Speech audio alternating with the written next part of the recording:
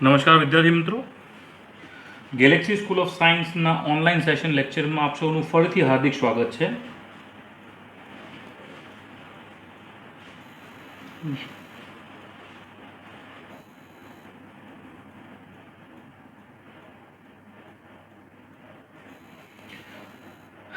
Chapter second, standard 12th. આજે આપણે મિત્રો એક નાનકડી વાર્તા જોવાના છીએ. એ વાર્તા જે છે કોના અનુસંધાનમાં છે, કઈ રીતની છે, એના બધા ઉપર આપણે થોડુંક ધ્યાન આપીશું. તો ખાસ કરીને મિત્રો આપણે ધ્યાન આપશું વેકેશનના માહોલમાં તમે તમારા નાના નાનીના ત્યાં અથવા તો દાદા દાદીના ત્યાં દેશમાં જાઓ ત્યારે તમને માનો કે દાદી, that means ગ્રાન્ડ મધર, બરાબર, દાદી કે નાની, એ તમે અંદાજિત બધા થઈ અને કાકા બાપાના બધા એ રીતના બે બે બે અને બે એ રીતે ટોટલ 8 ભાઈ બહેન ભેગા થાવ છો, બરાબર. 8 ભાઈ બહેન ભેગા થાવ છો, તેમાં દાદી તમને ક્યાંક ચક્કર મરાવવા લઈ જાય. હવે દાદી જે તમને ચક્કર મરાવવા લઈ જાય એમાં રસ્તામાં એક પાણીની નહેર આવે છે. આ છે પાણીની નહેર. આ પાણીની નહેરમાંથી પ્રસાર થતા ચાલીને જતા એક સમય એવો આવે છે જેવો કે 3 પુલ છે, આ અલગ અલગ, બરાબર. આ 3 પુલ છે અને આ 3 પુલમાં કન્ડિશન એવી આપેલી છે કે આ જે 3 પુલ જે છે, આ 3 પુલને પ્રસાર કરતી વખતે તમારે એટલું ધ્યાન આપવાનું કે તમારે લોકોને વહેંચાઈ જવાનું, કારણ કે આ જે પુલ છે, બ્રિજ, પુલ નબળો છે, બરાબર. તો શું થાય છે કે અહીંયા તમારા દાદી અને 8 જણા એટલે ટોટલ 9 જણા એ તમે અલગ અલગ 3 જણામાં વેચાઈ ગયા. એટલે 3 જણા આમાંથી પ્રસાર થાવ છો, 3 જણા આમાંથી પ્રસાર થાવ છો અને 3 જણા આમાંથી પ્રસાર થાવ, અને એમ કરતાં તમે આ પુલને હળવેકથી ક્રોસ કરી દો છો અને પછી પોતાના રસ્તે આગળ વધી જાઓ છો. આ આપણે એવા વાત કરી કે આ 3 પુલ જે છે એ આ પ્રમાણે આપેલા છે કે આપણા પાસે નદી એક જ છે પણ નદી પર 3 અલગ અલગ પુલ આપેલા છે અને ત્યારબાદ 3 ભેગા પુલ જે છે એ મળીને એક થઈ જાય છે. કન્ડિશન નંબર ફર્સ્ટ આ છે તંત્ર નંબર 1, બરાબર. હવે બીજું તંત્ર આપણા પાસે એક એવું આપેલું છે કે મુખ્ય રસ્તો છે અને એમાં આ 3 પુલ જે છે એ આ પ્રકારે આપેલા છે.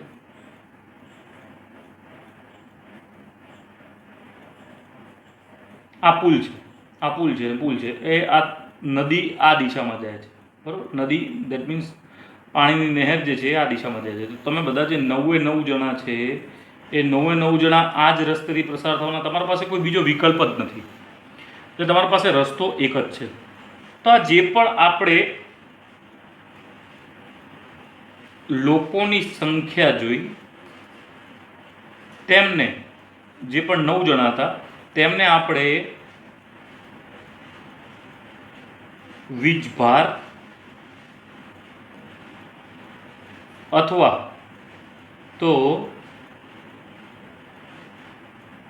વિદ્યુત પ્રવાહ ગણવાનું. શું ગણવાનું? વીજભાર અથવા તો વિદ્યુત પ્રવાહ. કેમ, કઈ રીતે, એ તમને હાલ જ હમણાં ક્લિયર થઈ જશે, બરાબર છે. આપણે જોયું આગળ કેપેસિટન્સના આધારે કેપેસિટર જોયા, પછી પેરેલલ પ્લેટ કેપેસિટર જોયા, એના સૂત્રો જોયા કે C બરાબર ε/A/d, C બરાબર Q/V, આ પ્રકારના આપણે સૂત્રો જોયા. તો હવે જે કેપેસિટર આપેલા છે તો આ છે સિમ્બોલ કેપેસિટરનું. આ બે દંડી તમે એક સરખી માપની ઊભી કરી દો અને અહીંયાથી તમે વાયર જોઈન કરી દો તો આને કહેવાય છે કેપેસિટર. આ છે સિમ્બોલ કેનું? કેપેસિટરનું, બરાબર. આ કેપેસિટરનું સિમ્બોલ છે. એમાં વચ્ચે જો તમે આવી રીતે એરો કરી દો તો એનો મતલબ એમ કે કેપેસિટરની જે પણ કંઈ કિંમતો હોય છે તે બદલાતી રહેતી હોય છે, બરાબર. તો હવે આપણે કોમ્બિનેશન ઓફ કેપેસિટર એટલે કેપેસિટરના સંયોજન જોવાના છે. એટલે કે બે પ્રકારના સંયોજન હોય કેપેસિટરના, જે પણ સંયોજન કોમ્બિનેશન હોય છે, કોમ્બિનેશન જે પણ હોય છે એ બે પ્રકારના હોય છે. એક છે શ્રેણી, જેને ઇંગ્લિશમાં કહેવાય છે સિરીઝ, અને બીજું જે છે એ છે સમાંતર, જેને ઇંગ્લિશમાં કહેવાય છે પેરેલલ. તો મિત્રો આજે આપણે રીત જોઈ, આ છે સિરીઝ એટલે કે શ્રેણી, અને આ જે જોયું એ છે સમાંતર એટલે કે પેરેલલ. શ્રેણી અને સમાંતર આ બે પ્રકારના કનેક્શન્સ હોય છે, અને આ બંને પ્રકારના કનેક્શન્સને આપણે જોવાના છે, અને એનો આપણે સૂત્રો તારવણી કરવાની છે, એના વિશે અમુક પ્રકારની માહિતી લેવાની છે જે ખૂબ ઇમ્પોર્ટન્ટ છે. આના સાથે સાથે હું તમને અવરોધનું પણ બતાવી દઈશ, એટલે અવરોધનું પણ કઈ રીતે થાય એ આપણે ખાસ ધ્યાન આપશું, બરાબર. તો દાખલા તરીકે જે આપણા પાસે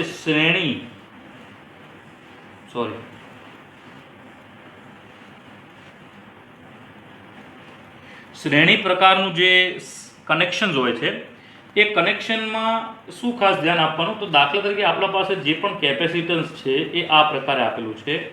તો આ છે કેપેસિટર 1, આ છે કેપેસિટર 2, અને આ છે કેપેસિટર 3. તો મિત્રો મારે જે તમને પેલું દાદીવાળી વાર્તા કીધી એ વાર્તા કહેવાનો હેતુ એટલો છે કે આ જે પણ પરિપથ ઇલેક્ટ્રોનિક ડિવાઇસ આપણે આની અંદર યુઝ કરી રહ્યા છે એને તમારે પુલ ગણવાના. શું ગણવાના? પુલ. એટલે દાખલા તરીકે માનો કે આ આપેલો છે પુલ નંબર 1, આ આપેલો છે પુલ નંબર 2, અને આ આપેલો છે પુલ નંબર 3. એટલે કેપેસિટર 1, કેપેસિટર 2 ને કેપેસિટર 3 આ કેવા કનેક્શનમાં આપેલા છે? શ્રેણી કનેક્શનમાં આપેલા છે. શ્રેણી કનેક્શનમાં આ ધન અને આ ઋણ. હવે લાસ્ટ આપણે જે પેપર જોયું એમાં આપણે શું કીધું હતું કે આ જે પણ સંખ્યા છે, લોકોની સંખ્યા, એને આપણે વીજભાર અથવા તો વિદ્યુત પ્રવાહ ગણવાનું. શું ગણવાનું? વીજભાર અથવા તો વિદ્યુત પ્રવાહ, બરોબર. હવે મુખ્ય વસ્તુ એ કે આ જે કનેક્શન છે આમાં વિદ્યુત પ્રવાહ એટલે કે વીજભાર જે છે એ 3 અલગ અલગમાં વહેંચાઈ ગયા, જ્યારે આની અંદર કોઈ વહેંચાયા નથી. એટલે આની અંદર જે છે વિદ્યુત પ્રવાહ શું છે? સમાન, બરોબર. તો ખાસ કરીને વિદ્યુત પ્રવાહ અને આપણે વિદ્યુત સ્થિતિમાનની વાત કરીએ તો વિદ્યુત પ્રવાહ અથવા તો વીજભાર અને વિદ્યુત સ્થિતિમાન, આમાં જો વિદ્યુત પ્રવાહ અથવા વિદ્યુત ભાર સમાન હોય તો વિદ્યુત સ્થિતિમાન અસમાન હશે, અને જો વિદ્યુત પ્રવાહ અથવા વિદ્યુત સ્થિતિમાન વિદ્યુત પ્રવાહ અથવા વીજભાર અસમાન હશે તો વિદ્યુત સ્થિતિમાન સમાન હશે. એટલે કે તમે આમાં જોઈ શકો છો કે શ્રેણી કનેક્શન છે એની અંદર વીજભાર સમાન છે તો વિદ્યુત સ્થિતિમાન અસમાન, અને જે સમાંતર કનેક્શન છે, સમાંતર જોડાણ છે, જે પુલોનું જોડાણ છે એની અંદર તમે જોઈ શકો છો કે આ સંખ્યા વેચાઈ ગઈ. સંખ્યા વેચાઈ ગઈ એટલે વીજભાર વેચાઈ ગયા. વીજભાર વેચાઈ ગયા એટલે વીજભાર જે છે એ શું થયા? અસમાન. ત્યારે વિદ્યુત જે સ્થિતિમાન જે છે એ સમાન થશે. એટલે આ ખાસ યાદ રાખવાનું છે. વિદ્યુત પ્રવાહ અથવા વીજભાર સમાન તો આ અસમાન, અને આ અસમાન તો આ સમાન. એટલે બંને એકબીજાથી વિરુદ્ધાભાસી છે. તો આની અંદર જોવા જઈએ તો આ જે વસ્તુ છે આમાંથી વિદ્યુત પ્રવાહ જે છે એ હંમેશા ધન પરિપથમાંથી જાય છે. આ છે બેટરી, આ શું છે? બેટરી. આને સ્થિતિમાનનો તફાવત પણ કહેવાય, અને આને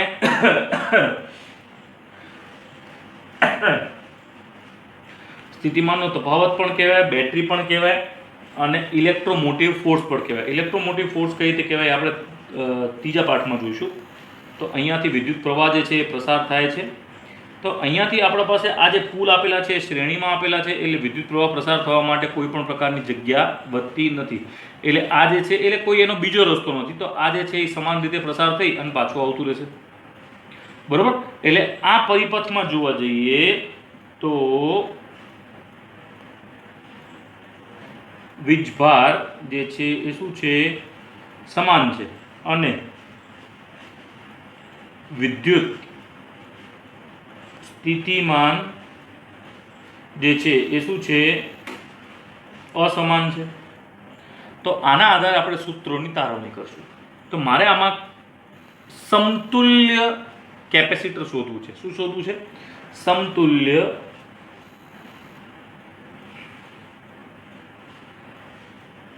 કેપેસિટર. સમતુલ્ય કેપેસિટરને ઇક્વિવેલન્ટ પણ કહેવાય છે. એટલે મારે સી ઇક્વિવેલન્ટ શોધવું છે. સી ઇક્વિવેલન્ટ શોધવા માટે એક જ વસ્તુ છે કે દાખલા તરીકે આપણા પાસે આ જે પણ કોઈ કિંમતો આપેલી છે એના આધારે આપણે આ કિંમત શોધવાની છે. તો હવે સી બરાબર ક્યુ બાય વી આવું થાય. બરોબર છે? સી બરાબર ક્યુ બાય વી. એટલે આમાં શું છે? વિદ્યુત ભાર જે છે એ સમાન છે અને વિદ્યુત સ્થિતિમાન જે છે એ અસમાન છે. બરોબર. તો આમાં એક કામ કરીએ. વિદ્યુત સ્થિતિમાન અસમાન છે, તો અસમાન વિદ્યુત સ્થિતિમાનના આધારે વિચાર કરવા જઈએ તો અહીંયા કને આપણને મળે છે સી ઇન્ટુ વી બરાબર ક્યુ. તો અહીંયા અસમાન મળે છે એટલે આ ટોટલ કેટલું મળ્યું? વી. તો અહીંયા કને આ કેટલું મળશે? V1 V2 અને V3. એટલે એનો મતલબ એમ છે કે આ જે સ્થિતિમાન જે છે એ સ્થિતિમાન અહીંયા V જેટલો છે અને આ V2 V1 V2 V3 ને ટોટલ કરશું ત્યારે આપણને આટલું મળશે. બરાબર. આનું આપણે ટોટલ કરશું ત્યારે આપણને આટલી કિંમત મળશે. તો આપણે અહીંયા જે છે એ V બરાબર ક્યુ બાય સી આવું થાય. એટલે પહેલાં તો શું કરીએ? V બરાબર V1 plus V2 plus V3 આવું થવાનું. કારણ કે અહીંયા અસમાન શું છે? વિદ્યુત સ્થિતિમાન. વિદ્યુત સ્થિતિમાન અસમાન હોવાના કારણે V બરાબર V1 પ્લસ V2 V3 લખાય. હવે V ને કરતા બનાય એટલે અહીંયા કને Q બાય C મળે. એટલે અહીંયા કને આપણા જે મળે છે એ Q બાય C ઇક્વિવેલન્ટ મળશે.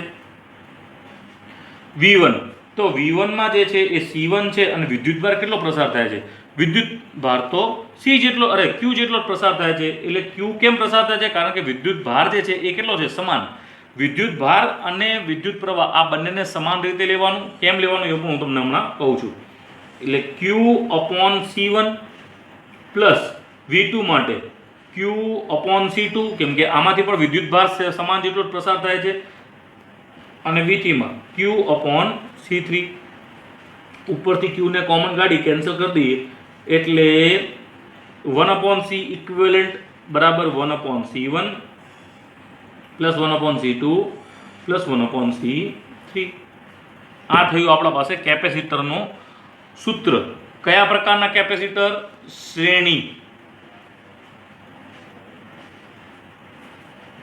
બરોબર. શ્રેણી પ્રકારના કેપેસિટરનું સૂત્ર.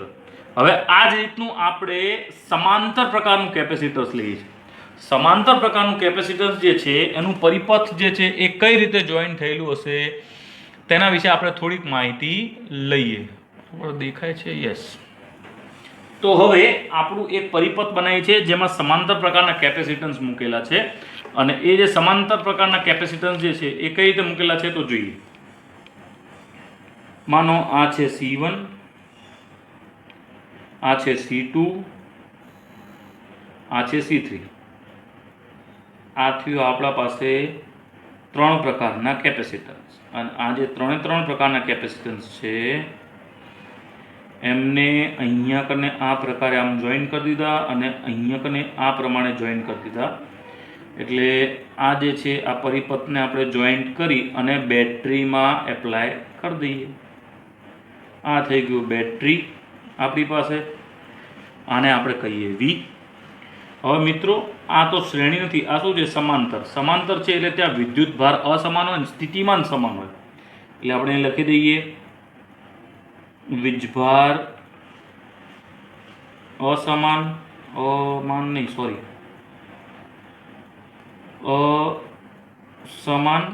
અને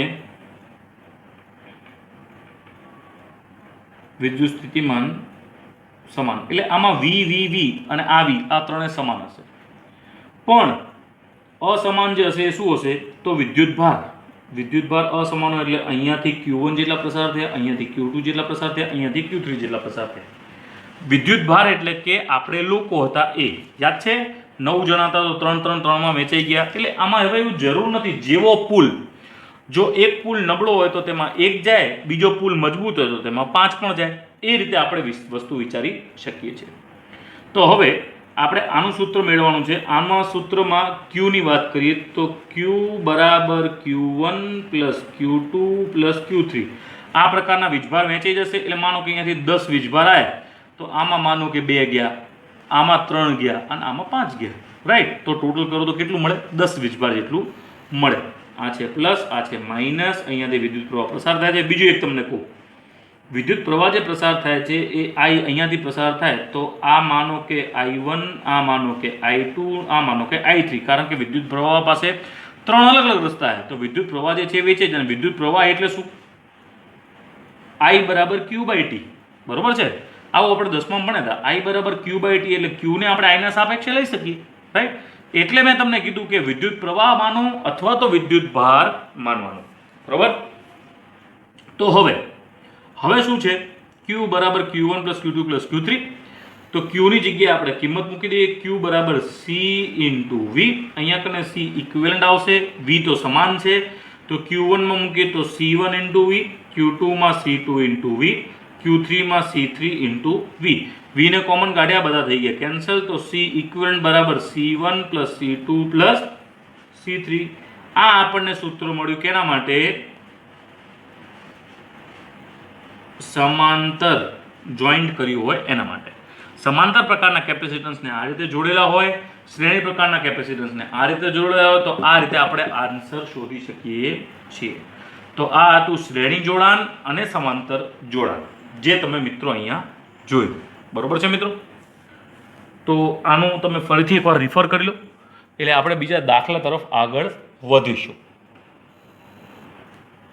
તો પછી ચલો મિત્રો, હવે આપણે જોઈ લઈએ છીએ અમુક પ્રકારના ઉદાહરણો જે આપણા કંઈક બાકી હતા, અને એ જે ઉદાહરણો છે તેના પર થોડોક પ્રકાશ પાડીએ.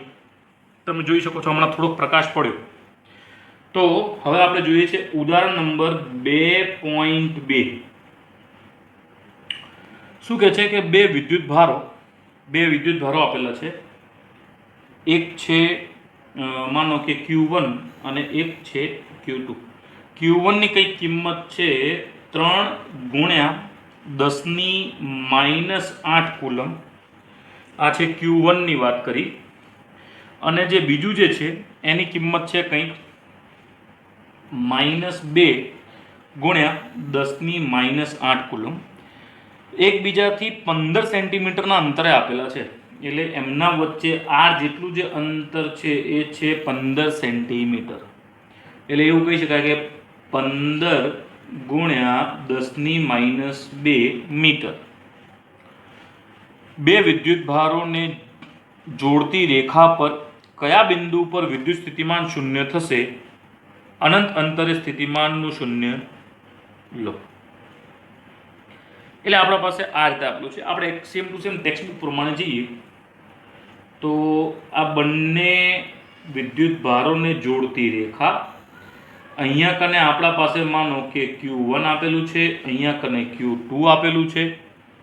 હવે આના એક નામ આપી દઈએ એકોર્ડિંગ ટુ ટેક્સ્ટબુક. આનું નામ O, આનું નામ A, અને માનો કે અહીંયા કને કોઈ એક વિદ્યુત ભાર આપેલો છે P બિંદુ પર. કુલ જે અંતર જે છે એ અંતર આપણને આપેલું છે 15 સેન્ટીમીટર. એટલે અહીંયાથી કરી અને આ થઈ ગયું આપણા પાસે 15 સેન્ટીમીટરનું અંતર. બરોબર છે? તો ધારો કે P જે છે એ x અક્ષ પર માંગેલ બિંદુ છે, તો ત્યાં સ્થિતિમાન શૂન્ય થાય છે. બરોબર? એટલે હવે માનો કે આપણે એક કામ કરીએ, અહીંયાથી આટલું અંતર લઈએ અને અહીંયાથી આટલું અંતર લઈએ. બરોબર છે? એટલે માનો કે અહીંયાથી અંતર આપણે x લઈએ તો અહીંથી અંતર કેટલું? 15 - x થાય. સમજ્યા તમે? એટલે માનો કે O થી P સુધીનું અંતર આપણે x લઈએ તો A થી P સુધીનું અંતર જે છે એ 15 - x થવાનું. તો એનું ટોટલ આપણા પાસે જે વિદ્યુત સ્થિતિમાન મળે એ શૂન્ય મળતું હોય તો કઈ રીતે મળી શકતું હોય? તો જુઓ, દાખલા તરીકે વી નેટ બરાબર વીઓ દ્વારા મળતું સ્થિતિમાન અને વી એ દ્વારા મળતું સ્થિતિમાન જેની કિંમત આપણને 0 મળે, એટલે વી નેટની કિંમત 0 મળે, એટલે પેલા વીઓ અને વી એ બંનેની કિંમત આપણે મૂકી દેવાય. બરોબર છે? તો પ્લસ કરીએ વીઓ ની કિંમત, તો વીઓ ની કિંમત કે Q1 upon R પ્લસ કે Q2 upon, એટલે આ તો છે કે એટલે અહીંયા અપોન એક્સ આવશે અને અહીંયા આવશે 15 માઇનસ એક્સ. બરાબર છે? એ મીટરમાં આપણે ફેરવી દઈએ, બરાબર 0. હવે બધી કિંમતો મૂકી દઈએ એટલે કે ને કાઢ્યા કોમન, એટલે 9 ગુણ્યા 10 ની 9 આપણે કાઢી દઈએ કોમન. Q1 ની કિંમત આપેલી છે 3 ગુણ્યા 10 ની માઇનસ 8. Q1 માટે આપણે અહીંથી અંતર x જેટલું માનીએ, તો x ગુણ્યા 10 ની માઇનસ 2. કેમ 10 ની માઇનસ 2? કેમ કે આના આધારે સાપેક્ષ એટલે x સેન્ટીમીટર જેટલું હતું. પછી આપણા પાસે અહીંયા છે પ્લસ 2 ગુણ્યા 10 ની માઇનસ 8. અહીંયા 2 ની આગળ માઇનસ આપેલા છે, તો માઇનસને આપણે યાદ રાખીશું. તો 15 માઇનસ x ગુણ્યા 10 ની માઇનસ 2 બરાબર 0. આ 0 છે તો આ બધું જતું રહ્યું 0. બરાબર છે? રાઈટ છે ને? આ પણ 0 જતું રહ્યું, 10 ની માઇનસ 2 કોમન કાઢીને એ પણ જતા રહ્યા 0. 10 ની માઇનસ 8 કાઢીને એ પણ જતા રહ્યા 0. આપણા પાસે વધ્યું શું? ખાલી 3 ભાગ્યા x માઇનસ 2 ભાગ્યા 15 માઇનસ x બરાબર 0. હવે આને ઓલી બાદ લઈ જઈએ એટલે 3 ભાગ્યા x બરાબર 2 ભાગ્યા 15 માઇનસ x.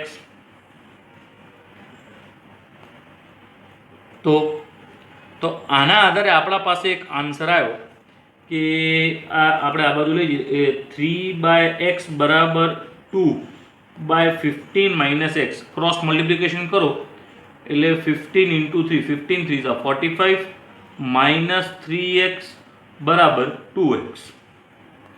આ પેલી બાજુ જાય એટલે 45 બરાબર 5x, એટલે x ની કિંમત 9 સેન્ટીમીટર આવી. બરાબર? x ની કિંમત શું આવી? 9 સેન્ટીમીટર. હવે જો x લંબાવેલી OA રેખા પર હોય, x જે છે એ લંબાઈએ અને OA રેખા પર હોય, OA રેખા પર એટલે માનો કે OA રેખા પર, એટલે અહીંયા કને આપણે બનાવ્યો OA રેખા અને આ જગ્યાએ માનો કે P ડેશ છે, તો અહીંથી આપણે આ એક અંતર માનીએ છીએ, આટલું જે છે એ x છે, તો આ અંતર જે થશે એ શું થશે? x માઇનસ 15 થશે. તો એના માટે હવે આપણે બીજું વિચારવાનું રહ્યું, તો x માઇનસ 15 થાય તો અહીંયા ખાલી x માઇનસ 15 આપણે કરી લેવાનું રહે, એટલે આપણા પાસે આન્સર આવી જાય. તો એક છે આપણા પાસે 3/x બરાબર આની જગ્યાએ મૂકી દે, તો બીજું જે છે એ છે આપણા પાસે x માઇનસ 15. બરોબર? તો આ x ને આપણે ગુણાકારમાં લઈ જઈએ, 3x માઇનસ 45 બરાબર 2x. આને આ બાદ લઈ આવો, આને આ બાદ લઈ આવો, તો 3x માઇનસ 2x બરાબર 45, એટલે આપણા પાસે શું આવ્યું? x ની કિંમત 45 સેન્ટીમીટર આવે. એટલે જો આપણે આનાથી આ બાજુ પોઈન્ટમાં હોય તો x ની બરાબર 45 સેન્ટીમીટર આવે અને વચ્ચે પોઈન્ટ હોય તો x બરાબર 9 સેન્ટીમીટર આવે. આ આપણા પાસે બંને આન્સર જે હતા જે આપણે સોલ્વ કર્યા. આ તો ઉદાહરણ નંબર 2.2. ઉદાહરણ નંબર 2.3. આકૃતિમાં દર્શાવ્યા પ્રમાણે બે આકૃતિ આપેલી છે, તો તેના કારણે કઈ રીતની સ્થિતિ સર્જાઈ શકે? આ એક પ્રકારનો થિયરેટિકલ ક્વેશ્ચન છે જે તમે વાંચજો, આમાંથી કદાચ MCQ પૂછાઈ શકે છે. તેમ છતાં કોઈ વસ્તુ ના સમજણ પડે તો તમે મને કોન્ટેક્ટ કરી શકો છો. I hope you all have my number. So next is આપણા પાસે આવે છે 2.4. બીજું એક મિત્રો, આ લેક્ચર જોતા જોતા મને એક વિચાર આવ્યો છે કે તમારું ચેપ્ટર ફર્સ્ટ અને ચેપ્ટર સેકન્ડ પત્તાની સાથે આ રવિવારે મારે એક લાઈવ લેક્ચર કરવાનો વિચાર છે. લાઈવ લેક્ચર યુટ્યુબ પર. તો મને તમારા મંતવ્ય જોઈએ છે કે લાઈવ લેક્ચર તમને હું ઓટોમેટિક એ ટાઈમે રિવિઝન થઈ જાય તમારું ફર્સ્ટ અને સેકન્ડ ચેપ્ટર, તો તમને ટેસ્ટમાં પણ વાંધો ના આવે તો શું કરી શકાય એના માટે?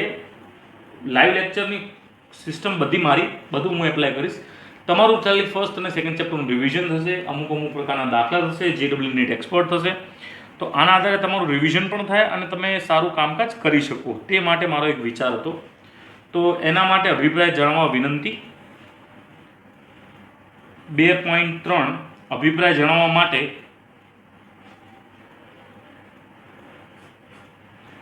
you can contact here. I hope you all have my numbers. So 9825958801. So next is આકૃતિ જે આપેલી છે આપણા પાસે ઉદાહરણ નંબર 2.4 પર આવ્યા છીએ. ઉદાહરણ નંબર 2.4 માં આવવા માટે બહુ મોટું ઉદાહરણ નથી એટલે વાંધો નહીં આવે. આપણા પાસે શું આપેલું છે કે આકૃતિમાં દર્શાવ્યા મુજબ, એટલે આપણા પાસે એક આકૃતિ આપેલી છે, એક ચોરસ આપેલું છે અને આ જે ચોરસ છે એમાં ચારે કોર વિદ્યુતભાર આપેલા છે અને એક કેન્દ્ર પર વિદ્યુતભાર આપેલો છે Q0. એટલે અહીંયા કને આપણા પાસે છે પ્લસ વિદ્યુતભાર, અહીંયા માઇનસ વિદ્યુતભાર, અહીંયા પ્લસ વિદ્યુતભાર અને અહીંયા કને માઇનસ વિદ્યુતભાર. આ રીતે આપેલો છે. હવે આમાં આપણે આન્સર શોધવાનો છે. શું આન્સર શોધવાનો છે કે આકૃતિમાં દર્શાવ્યા મુજબ ડી બાજુવાળા ચોરસ ABCDના શિરોબિંદુઓ પર 4 વિદ્યુતભાર ગોઠવેલ છે. આ ગોઠવણી પ્રાપ્ત કરવા માટે જરૂરી કાર્ય શોધો. 4 વિદ્યુતભારોને તે શિરોબિંદુઓ પર જકડી રાખી વિદ્યુતભાર Q0 ને ચોરસના કેન્દ્ર પર લાવવા માટે આવતા વધારાનું થતું કાર્ય શોધો. બરોબર છે? એટલે આપણે આ અમુક વસ્તુઓ જે છે એ શોધવાની છે. સૌ પ્રથમ પહેલી જ વાત કરીએ તો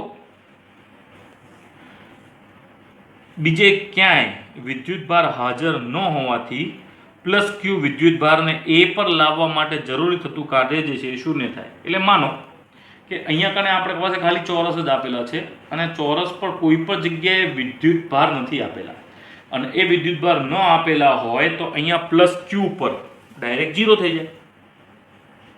પ્લસ Q પર શું થઈ જાય? 0. એટલે એના પર કોઈ કાર્ય થાય જ નહીં, કારણ કે વિદ્યુત ક્ષેત્ર જે છે એના વિરુદ્ધમાં કોઈ કાર્ય થતું જ નથી. માનો કે આ એક બોક્સ છે, આ બોક્સની અંદર કોઈ પણ પ્રકારના વિદ્યુતભાર નથી, તો મારે કોઈ વિદ્યુતભારને આમાં લાવવો હોય તો કોઈ પણ પ્રકારનું વિદ્યુત ક્ષેત્ર નડતું ના હોય, એના વિરુદ્ધ દિશામાં વિદ્યુત ક્ષેત્ર હોય જ નહીં, તો ઓબ્વિયસ વસ્તુ છે કે આમાં મારે કોઈ કાર્ય કરવું જ પડતું નથી.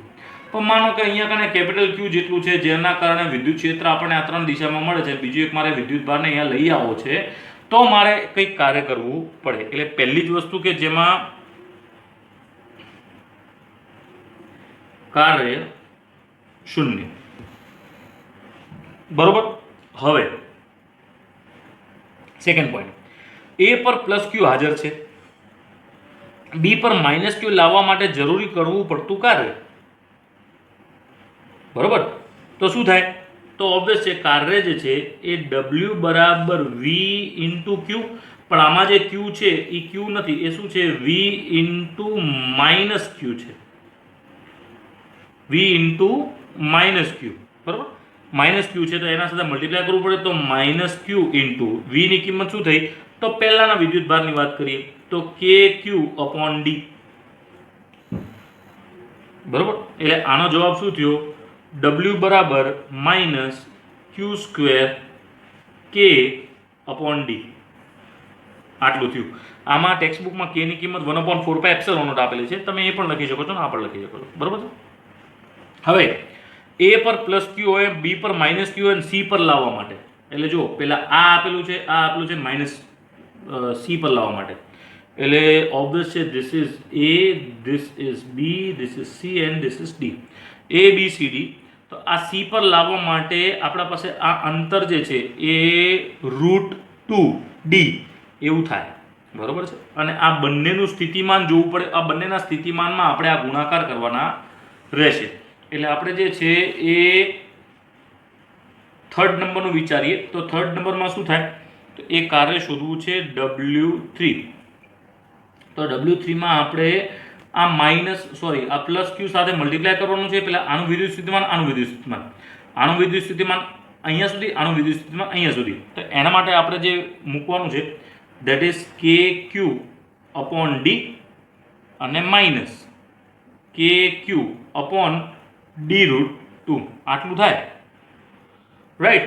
આમાંથી જે મલ્ટિપ્લિકેશન જે કોમન નીકળતું એ કાઢી દઈએ તો કે Q square upon D 1 minus 1 upon root 2. આ આપણા પાસે મળ્યું થર્ડ નંબરનું. પછી આપણે વાત કરીએ છીએ ફોર્થ નંબરનું.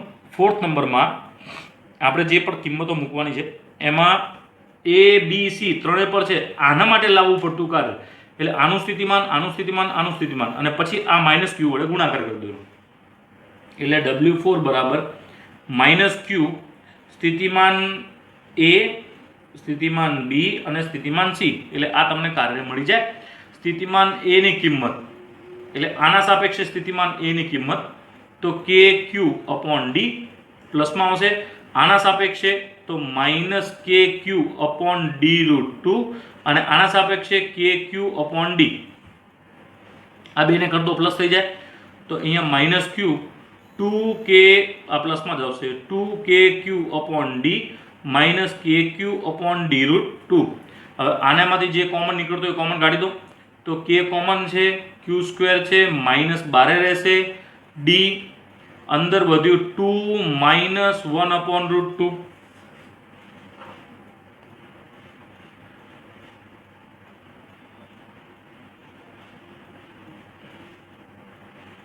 કંઈક ભૂલ થઈ હોય એવું લાગે છે.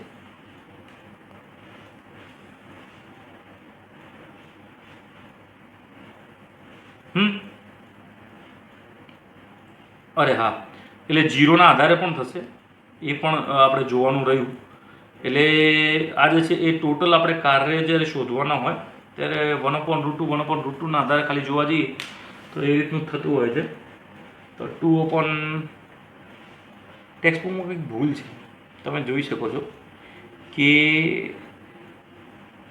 એ બે છે એ ઇઝીલી કોમન નીકળી જાય છે.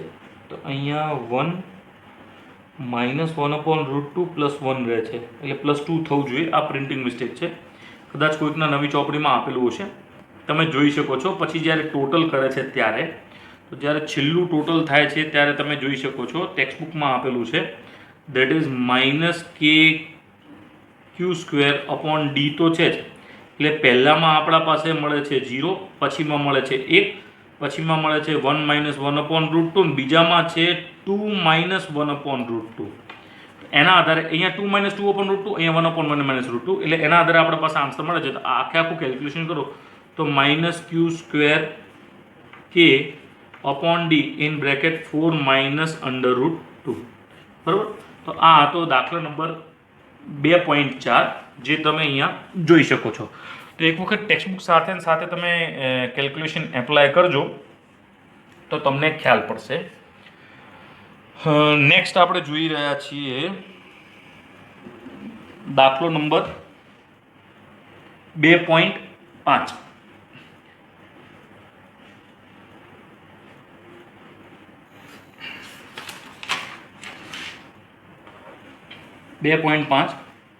ઉદાહરણ નંબર 2.5 ની અંદર શું આપેલું છે કે 9 સેન્ટીમીટર. આ દાખલો કદાચ આપણે કર્યો છે મિત્રો, નથી કર્યો? કાંઈ નહીં, જોઈ લઈએ છે, વાંધો નથી. અહીંયા આપણા પાસે એક આપેલું છે -9,0,0 અને બીજું આપેલું છે 9 સેન્ટીમીટર 0,0 રહેલા પર બે અનુક્રમે વિદ્યુત સ્થિતિ ઉર્જા આપેલા છે અને આ બે વિદ્યુત આ બે કરેલા છે દાખલા. આ દાખલો થઈ ગયો છે, યસ 2.5 થઈ ગયો છે. આપણે આગળ વધીએ છીએ 2.6 પર. બહુ સરસ દાખલો છે 2.6 વાળો, તમે જોઈ શકો છો 2.6. શું કહે છે કે એક દ્રાવ્યના અણુને 10⁻29 કુલમ મીટર જેટલી કાયમી વિદ્યુત ડાયપોલની ચાક માત્રા. એટલે આપણા પાસે શું આપેલું છે? એક અણુની ડાયપોલની ચાક માત્રા આપેલી છે. આ દ્રાવ્યના 1 મોલ જથ્થા, શું વાત કરી છે? આ દ્રાવ્યના 1 મોલ જથ્થાને 10⁶ વોલ્ટ પર મૂલ્ય જેટલું પ્રબળ વિદ્યુત ક્ષેત્ર લગાડીને નીચા તાપમાને ધ્રુવીભૂત કરેલ છે. એટલે આપણા પાસે જે ડાયપોલની ચાક માત્રા છે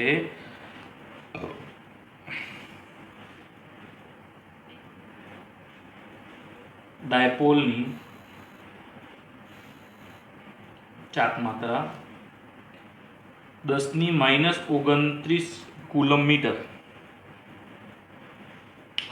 અને વિદ્યુત ક્ષેત્ર આપણા પાસે આપેલું છે 10⁶ વોલ્ટ પ્રતિ મીટર અથવા તો ન્યૂટન પ્રતિ કુલમ. ક્ષેત્રને થીટા આપણા પાસે થીટા આપેલું છે. થીટા બરાબર 60 અંશના કોણે બદલવામાં આવે તો દ્રાવ્યની ડાયપોલની ચાક માત્રામાં મુક્ત કરવા માટેની વાત કરી છે. હવે આમાં એક શું વાત કરી કે એક દ્રાવ્યના અણુને કાયમી વિદ્યુત ડાયપોલની ચાક માત્રા આ દ્રાવ્યનો 1 મોલ જથ્થો એટલે 1 મોલ જે હોય છે 1 mall of amount of substance 1 mall જથ્થા માટે આપણે એવોગેડ્રો નંબરનો યુઝ કરવો પડે છે જેની કિંમત છે 6 × 10⁻23. તો એને એના સાથે ગુણાકાર કરવું પડે મિત્રો, રાઈટ. એટલે આપણે p ની કિંમત શોધવી હોય તો p બરાબર 6 × 10⁻23 ઇન્ટુ 10⁻29 એટલે જે આપણા પાસે કિંમત આવી 6 × 10⁻6 કુલમ મીટર. બરોબર. તો ઉર્જા શોધવાની છે, ઇનિશિયલ ઉર્જા તો -Pe cos થીટા. તો ઇનિશિયલી જ્યારે આપણે આને કોઈ વિદ્યુત બળ કે એવું કોઈ લગાડવામાં નથી આવતું ત્યારે શૂન્ય પર હોય છે, રાઈટ. તો p ની કિંમત છે 6 × 10⁻6, e ની કિંમત છે 10⁶ અને cos 0 જેની કિંમત આવે છે આપણા પાસે -6 જૂલ. હવે આપણે ફાઇનલની વાત કરીએ તો -Pe cos થીટા તો એમાં 6 × 10⁻6 × 10⁶ અને cos 60 એટલે આપણા પાસે આવ્યું /2 એટલે આ કિંમત -3 જૂલ. હવે સ્થિતિ ઉર્જાનો તફાવત જે છે દેટ ઇઝ -3 જૂલ -6 જૂલ. તો એ થયું આપણા પાસે 3 જૂલ. આ છે સ્થિતિ ઉર્જાનો તફાવત જે મુક્ત રૂપે ઉર્જા ઉત્પન્ન કરી શકે છે. બરોબર છે મિત્રો. તો આ હતું ઉદાહરણ નંબર 2.6. હવે નેક્સ્ટ આપણા પાસે એક ઉદાહરણ છે 2.7 જે એક થિયોરિટિકલ બેઝ પર છે. એ તમે વાંચજો, તમને પાક્કું આવડશે કારણ કે આપણે આ પ્રકારના ઘણા બધા સેશન જે છે જે થિયોરિટિકલ પોર્શન છે એમાં આપણે આ બધા જોઈ લીધા છે. બરોબર. નેક્સ્ટ આપણે જોયું હતું કેપેસિટરમાં આપણા પાસે બધા તમામ સૂત્રો થઈ ગયા છે. ઇફેક્ટ ઓફ કેપેસિટર પણ જોઈ લીધું હતું જેના આપણા પાસે કંઈક કિંમત આવી હતી. હવે આપણે જોવાનું જે છે કોમ્બિનેશન ઓફ કેપેસિટન્સ પણ જોઈ લીધું હતું. એમાં વચ્ચે એક ટોપિક આપણો બાકી રહી ગયો છે એ ટોપિક આપણે નેક્સ્ટ લેક્ચરમાં જોઈ લઈશું. કેપેસિટરનું સંયોજન જોયું. કેપેસિટર શ્રેણીમાં હોય તો કઈ રીતે થાય, કેપેસિટર સમાંતરમાં હોય તો કઈ રીતે થાય એ તમે મિત્રો જોઈ લેજો ટેક્સ્ટબુકમાં તમને પરફેક્ટ બહુ મસ્ત રીતે આપેલું છે. હવે આપણે એક એના આધારે એક દાખલો કરી લઈએ 2.9. તો જે 2.9 જે દાખલો આપેલો છે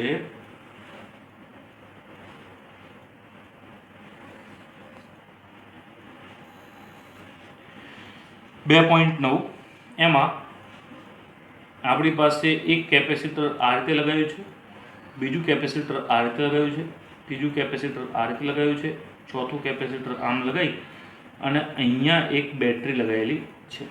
આ રીતનું કંઈક આપેલું છે. અહીંયા એક બેટરી એટલે અહીંયા કને આપેલું છે 500 વોલ્ટેજ. બરોબર. આના નામ આપી દઈએ આપણે. આ છે A, આ B, આ C અને D.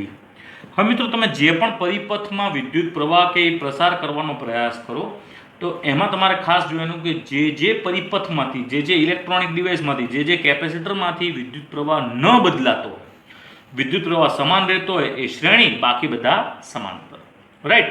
તો માનો કે અહીંથી આપણે I જેટલો વિદ્યુત પ્રવાહ પ્રસાર કરીએ તો આ જે જંક્શન છે એ જંક્શન એમાં વિદ્યુત પ્રવાહ બદલાઈ ગયો, અહીંયા થઈ ગયું I1, અહીંયા થઈ ગયું I2, આ ત્રણેયમાં I જ પ્રસાર થાય છે. જો અહીંયા કોઈ જગ્યા છે જ બદલાવાની? યાદ કરો દાદીમાની કહાની, આ એક પુલ, આ બીજો પુલ, આ ત્રીજો પુલ, આ ત્રણેય પુલ એક જ લાઇનમાં આપેલા છે. આમાં I જે છે એમ ના કહી શકે મારે અહીંયા બીજો પુલ છે ત્યાં જવું પડે, એ જો બીજો પુલ છે જ નહીં. જે બીજો પુલ હતો એ આ જગ્યા હતો, આમ મેચાઈ ગયો. એટલે આ જે I1 જે છે એ અહીંથી છેક સુધી આટલા સુધી જશે, બરોબર. દરેક જે વિદ્યુત કેપેસિટન્સ આપેલા છે એ છે 10 માઇક્રોફેરાડના આપેલા છે. તો સૌ પ્રથમ આપણે પહેલા માટેની વાત કરીએ તો અહીંયા આપણા પાસે આપેલા છે C અને આ C. તો આમાંથી C1, C2, C3 જે છે એ આપેલું છે C1, C2 અને C3. તો પહેલું આપણે ફાઇન્ડ કરવું હોય તો C ડેશ બરાબર 1/C1, 1/C2 પ્લસ 1/C3. તો 1/C1 ની વાત કરીએ તો સૌ પ્રથમ આ છે આપણા પાસે 1/10, આ છે 1/10 અને આ છે 1/10, એટલે આ 10, 10 ને 10 માઇક્રો આપણે પછી લગાવી દઈશું. તો આની કિંમત આપણા પાસે આવી 3/10. હવે આને ઊંધું કરી દઈએ તો C ડેશ બરાબર 10/3 માઇક્રોફેરાડ આવ્યું. આ થયું કેપેસિટન્સ. આપણને કેટલું મળ્યું? આટલું મળ્યું.